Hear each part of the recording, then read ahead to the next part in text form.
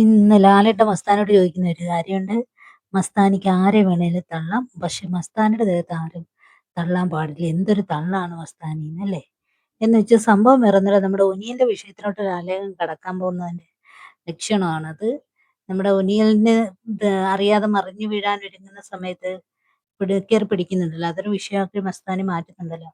എന്ന് വെച്ചാൽ മസ്താനി മാത്രമല്ല, ലക്ഷ്മിയും കൂടെ ഉണ്ട്. മസ്താനി പറഞ്ഞിട്ട് തന്നെയാണ് ലക്ഷ്മി ആ വിഷയത്തിലോട്ട് പോയത്. അന്നത്തെ ദിവസം തന്നെ ലക്ഷ്മി എല്ലാവരെയും വിളിക്കുന്ന സന്ദർഭത്തിൽ മസ്താനിക്ക് വേണേൽ പറയാമായിരുന്നു, ആരെയും വിളിക്കേണ്ട, നമുക്ക് സീക്രട്ട് ആയിട്ട് മതി എന്നുള്ളത്. പക്ഷെ അതുപോലും കേൾക്കാതെ ലക്ഷ്മിയുടെ കൂടെ നടന്ന് ഒരാളെ വിളിക്കുന്നത് ലൈവിൽ കണ്ടത് തന്നെ ഞങ്ങൾ. പിന്നെ അത് മാത്രമല്ല, ആര്യന്റെ ദേഹത്തോട്ട് തള്ളി ആര്യനെ അനുവിന്റെ ദേഹത്തോട്ട് തള്ളിയിടുന്ന ഒരു രംഗം ലൈവിൽ കണ്ടിട്ടുണ്ട്. പക്ഷെ എപ്പിസോഡിൽ അത് വന്നിട്ടില്ല. അന്നത്തെ എപ്പിസോഡിൽ ആ സംഭവം കൂടി വന്നിട്ടില്ല. അക്ബറിനെ നല്ലപോലെ നമ്മുടെ അനുമോള് പൊരിക്കുന്ന ഒരു രംഗം കൂടെ ഉണ്ടായിരുന്നു. അതുപോലും ഇവിടെ എടുത്തിട്ടിട്ടില്ല. പക്ഷെ ആ എപ്പിസോഡിൽ വരാത്ത രംഗത്തെ ലൈവിൽ കണ്ട രംഗത്തെ എന്തായാലും ഇവിടെ ലാലേട്ടൻ എടുത്തിട്ട് പ്രയോഗിക്കുന്നുണ്ട്. അത് ഒനിയലിന്റെ വിഷയമായിട്ട് സംബന്ധിച്ചാണ്. ഒനിയലിനെ എന്റെ വിഷയത്തിൽ എന്താ നടന്നതെന്നുള്ളത് ചിലപ്പോൾ ഇന്ന് വീഡിയോസ് കാണാം. വീഡിയോ പുറത്തെല്ലാരും കാണിക്കാത്തൊരു കാര്യം നടക്കത്തില്ല. എന്നാലേ അതിന്റെ സത്യാവസ്ഥ മനസ്സിലാകത്തുള്ളൂ. അപ്പൊ വീഡിയോ കാണിച്ചിട്ട് ഒരു സംഭവത്തെ എടുത്ത് കാണിക്കത്തുള്ളൂ, ഉറപ്പാണ്.